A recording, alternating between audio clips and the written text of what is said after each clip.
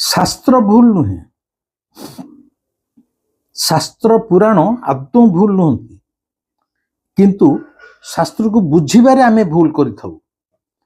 शास्त्र बड़ असहाय अवस्था पड़ी थाए, कारण शास्त्र भितर जो शब्द गुड़िक थाए से समस्त शब्द माने केवल मृत शब्द, जीवंत नुहे। तेणु शास्त्र भितर थिबा शब्द माने किछि कहि पारंती नाही।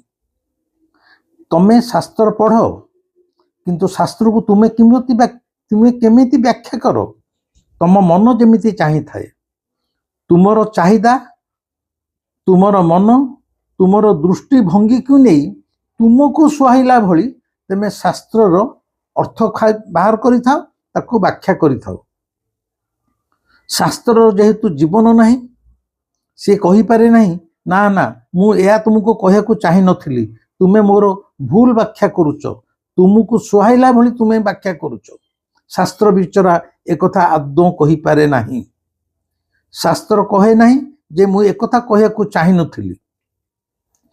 शास्त्र चुपचाप पड़ी रहिथिबो।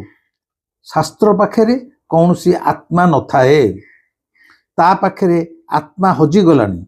जेउठारे आत्मा हजि गलानी, जेउठारे निया लिभि गलानी, सेही पाउंस भितरु तुमे धर्म को खोज नाही, अन्यथा तुमर पूरापूरी जीवन मध्य पाउंस होई जीवो। आउ थरे कहूची, शास्त्र भूल नुहे, शास्त्र पुराण भूल नुहे।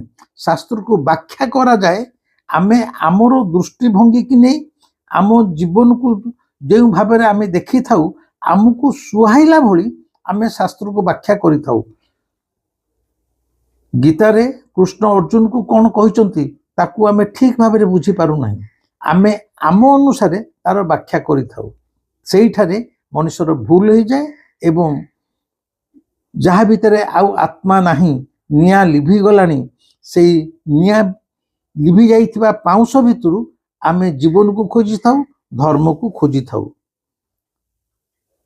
पाउंस भितरु कौन धर्म मिल पारिबो?